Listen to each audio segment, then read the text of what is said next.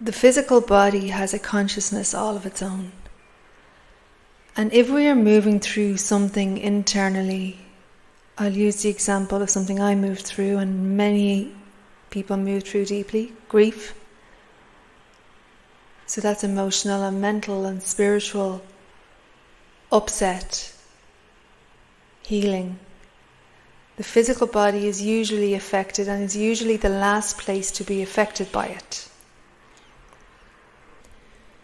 For me, for example, on the first big grief I went through, there was so much grief pouring through the right brain and the heart that the left physical body began collapsing, beginning with the muscular system on the left side of the spine.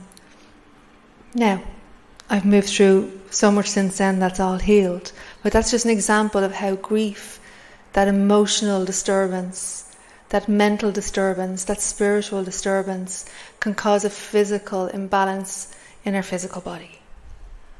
So all layers and levels need to be attended to. We need to help ourselves on all levels. Now, following that, the physical body can also be the first layer. For example, again, I will use myself as an example.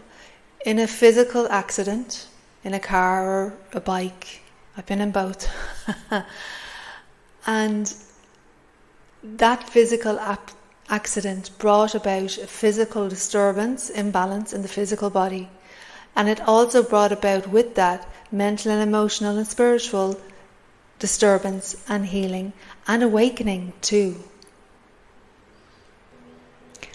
And again, with this, we need to work on all layers and all levels. The physical body remembers. Our cells remember. We have the physical cells, but we also have soul cells that are ignited when we come into the physical body and at various stages through the physical being on the journey that we're on. Something physical occurring can bring about and trigger a memory of something physical that occurred before, whether that's earlier in this physical body life or in another physical body life.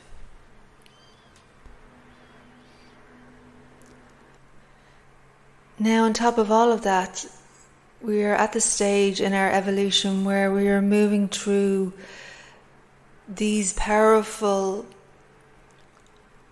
cellular changes that we haven't moved through before. So the physical body is literally changing as we are living in it. The cells are changing. They're evolving while we are living. So as we move through this, there are a lot of physical effects. Now, if you have any type of physical thing going on, whether that's internal within the organs, the heart, the mind, or more external, moving closer to the external with the muscular system, your body speaks to you. You can connect with your body and ask it what it is, what it needs, what is the message, what is the realization. And if there's something that the medical world, you've been in for different scans and tests and speaking with people and nothing is coming back, you can be more or less assured that way that this is something so much deeper. Yet you are so powerful and it's so easy for you to realign this, to readjust, to remember, to heal, to allow the body to shift into a new state of conscious being. Now, with all of that, remember there are situations, and it depends, it's very, very individual. Where soul you agrees to come in to experience a disability, for example, that's something else, of course, then also. True sleep state, I was helping a female, and this female was walking, a young female, was walking with 2 sticks, wearing crutches, sticks, and it was difficult for her to walk, and the main problem was with the spine and the hips, the pelvis. We were speaking about how sitting quietly before going into a temple can help both you and the energy of the temple. And she was asking me, why do we have to go in a more peaceful state into these temples?